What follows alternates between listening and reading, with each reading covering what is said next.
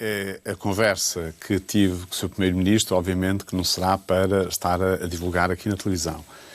Ainda assim, nós tivemos o cuidado de, numa parte da conversa, ter falado sobre, concretamente, aquilo que a Ordem encontrou na auditoria que fez ao lar de Reguengos de Monserrate, porque a situação, de facto, é grave.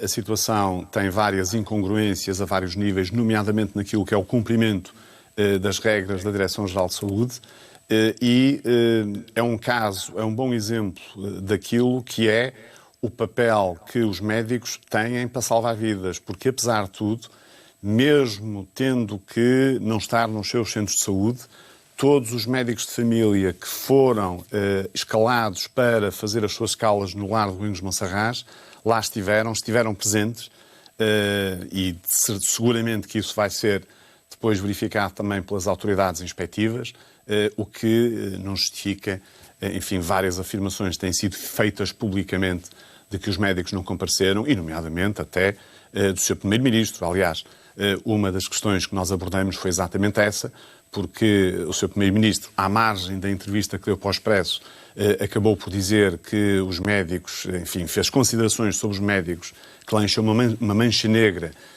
que é perfeitamente desnecessária, dizendo que os médicos são os cobardes. Os médicos não são cobardes e mereciam, de facto, um pedido de desculpas público do Sr. Primeiro, que muitas vezes nós temos que ter a coragem e a humildade de saber pedir desculpa. Eu lembro, e vou dar aqui este exemplo, e fiz isto exatamente na SIC, que há uns tempos atrás, a propósito do bebé de Setúbal, o bebé Rodrigo, e eu na SIC, num direto que tive na SIC, pedi desculpa aos portugueses pela ordem ter falhado a nível da parte disciplinar. E quando assim é, quando nós temos alguma coisa que não corre bem, não há posição mais digna que nós possamos ter do que pedir desculpa às pessoas. Diga-nos só claramente relativamente a as palavras do Primeiro-Ministro e à reunião que teve com ele. O senhor gostava que o Primeiro-Ministro tivesse dito em público desculpa aos médicos, é isso? Eu gostava que sim, obviamente que sim. Eu acho que os médicos merecem isso. Eu acho que este é um momento importante para os médicos. Repare, nós temos neste momento a pandemia a crescer. Nós vamos ter que fazer um esforço brutal para continuar a cuidar dos portugueses. É evidente que os médicos vão tratar dos portugueses. Isto é uma mensagem forte que eu quero aqui deixar. O nosso primeiro objetivo é servir e cuidar das pessoas. E isso vamos continuar a fazê-lo, independentemente do seu Primeiro-Ministro pedir desculpa aos médicos ou não pedir desculpa aos médicos. Portanto, o que lhe pergunto é, com o que é que se pode contar? Esse despacho, que previa exatamente o destacamento de médicos de família para os lares, é um despacho que vai ser rejeitado, vai ser cumprido ou vai ficar ao critério de cada um? Olha, é assim, sobre o despacho, deixe-me dizer-lhe duas coisas. Primeiro, o despacho é polémico porque ainda fala do estado de emergência, ok? Mas, ainda assim, os médicos que têm sido recrutados para fazer serviço nos lares têm estado presentes. Eu lembro que a polémica mais recente sobre o lar de Barreiro, aliás, nós temos aqui alguém que tem responsabilidades nessa área, em que se veio dizer publicamente que os médicos faltaram, é mentira. Os médicos foram, aliás, a RS de Lisboa e Valtejo veio exatamente confirmar isso. Agora, o que nós estamos a fazer é exatamente o contrário do que se devia fazer. Repare bem, e é isso que nós hoje vamos falar neste programa. Quem é que deve dar apoio aos lares? Devem ser equipas específicas que deviam estar contratadas objetivamente para isto, com experiência em geriatria, que permitissem libertar também os médicos de família, porque já têm uma carga de trabalho enorme. Repare, os médicos de família têm atrasadas imensas consultas presidenciais. São milhares ou milhões de consultas.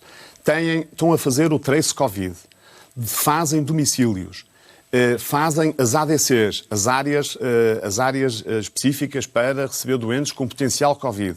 Repare, os médicos de família estão hipersaturados de trabalho. Portanto, estar a deslocar, deixa-me só acabar, Bernardo, estar a deslocar médicos de família para os lares significa abandonar os doentes normais, com insuficiência cardíaca, diabetes, etc., que também vão às consultas. Aprecio as mudanças que estão a acontecer relativamente aos lares. Por exemplo, aquilo que a senhora deputada e minha querida amiga, a doutora Maria Antónia Almeida Santos, disse, que hoje foram criadas equipas de emergência, eu acho extraordinariamente importante.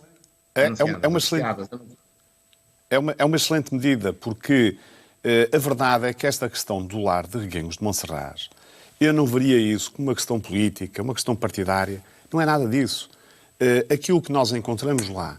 Não é nada disso, mais ou menos.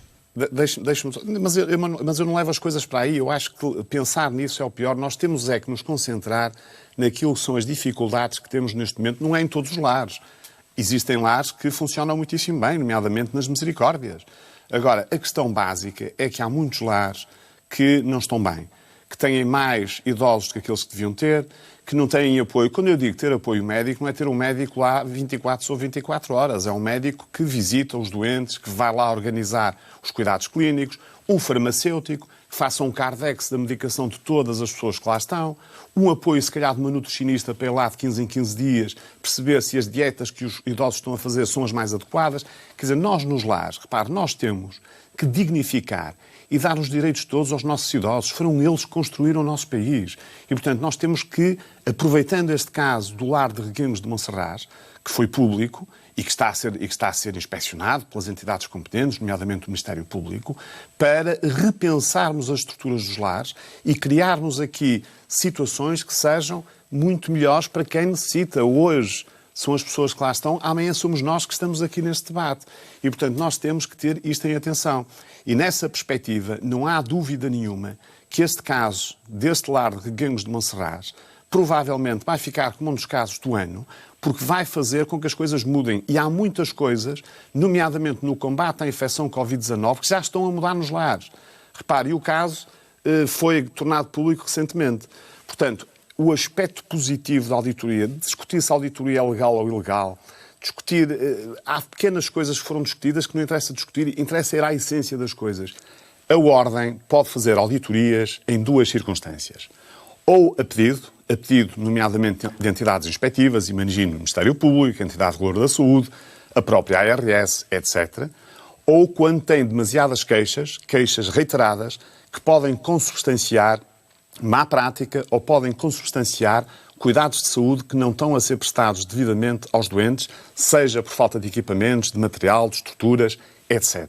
A coordenar a Comissão, a doutora Filipa Lança, que é do Conselho Nacional de Auditoria e Qualidade da Ordem dos Médicos. Um órgão, aliás, repare, Conselho Auditoria, um órgão estatutário, que está no Estatuto, que é uma lei da Assembleia da República. E depois foram os presidentes dos Conselhos Subregionais do Alentejo. Évora, Beja, Porto Alegre e Setúbal. Portanto, nós não estamos... E a Ordem achava necessário fazer auditorias a outros lares, por exemplo? Se for necessário, se tivermos queixas. É aquilo que eu dizia no início. Nós fazemos auditorias... De outros lares? Não. Repare, eu ainda ontem recebi mais 3 queixas de lares. Enviei-as para a Sra. Ministra do Trabalho. E vou monitorizar. Ver se o Ministério do Trabalho faz alguma coisa, se me responde, se não responde. Se continuar a acumular queixas, se as queixas começarem a ser relevantes, a Ordem faz uma auditoria clínica. Repare, porque a questão... O que nós fazemos não são auditorias inspectivas. Já agora, porque eu vi a peça que vocês fizeram na SIC e aquela peça não faz sentido nenhum. E as pessoas confundem inspeções que têm implicações jurídicas com auditorias clínicas. Desculpe? Se calhar não foi bem explicado pela Ordem. Se calhar só agora é que se está a começar a perceber. Não, só agora é que nos estão a dar a oportunidade das auditorias. Desculpe, Bernardo, mas só agora é que nos estão a dar a oportunidade de clarificar. Quando fizeram a peça ninguém me contactou. Se me tivessem contactado eu tinha o maior prazer porque é uma área que eu conheço muito bem. Portanto, o que nós fazemos são auditorias clínicas. E o que nós fizemos num lar de Reguengos de Monserrate foi uma auditoria clínica. E depois enviamos a auditoria, repare bem, Ministério Público, Ordem dos Advogados, para o Conselho Disciplinar Regional do Sul da Ordem dos Médicos, para ver se os médicos, se houve ou não houve más práticas médicas, não é? Enviamos para a Sra. Ministra da Saúde, naturalmente, para a Sra. Ministra do Trabalho, para a Sra. Diretora-Geral da Saúde, enviamos para a Ordem dos Enfermeiros, porque também estavam englobados enfermeiros, enviamos para a Ordem dos Farmacêuticos. De que forma é que os médicos, ou de que forma é que a Ordem dos Médicos sente que a classe está preparada para o que aí vem? Ou para o que pode vir?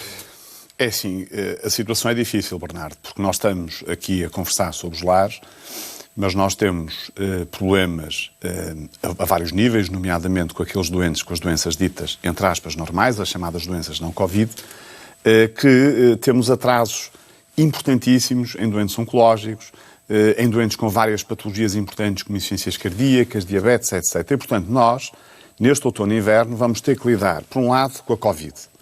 Por outro lado, com uma segunda onda mais forte ou não, vamos ver. com a gripe sazonal. E por isso é que é fundamental antecipar a vacina da gripe. Quanto mais cedo começarmos a fazer, melhor e mais alargada possível. Vamos ter que manter a nossa atividade dita não Covid, ou seja, os doentes habituais, porque senão os atrasos tornam-se irreparáveis. As pessoas acabam por se perder. E para além disso, vamos ter que ter capacidade de ter uma resposta mais eficaz às pessoas mais frágeis, que são os nossos idosos, que estão nos lares, etc. Aliás, eu fiquei muito satisfeito em ouvir há bocado a senhora deputada dizer que foram criadas equipas de emergência. Eu acho que isto é importante, que é para acudirem a um lar quando o lar está atrapalhado, quando começa a ter um surto de Covid. E vamos ter os médicos a remar para o mesmo lado que o Governo? Não percebi, eu peço desculpa. E vamos ter os médicos a remar para o mesmo lado que o Governo?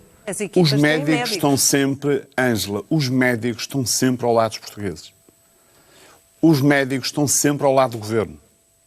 O Governo é que deve tratar bem os médicos, repare, porque é assim, repare, uma relação de confiança é baseada no respeito pelas pessoas. E eu não posso criticar os médicos, e eu próprio também fiquei ofendido, quando se diz alguma coisa, mesmo que seja fora do contexto normal, em que se apelidam os médicos de cobardes. Ninguém gosta de ouvir isso. Repara, os médicos estiveram na linha da frente e vão continuar na linha da frente. Muito bem, Miguel Guimarães, temos 1 minuto e meio para terminar o programa.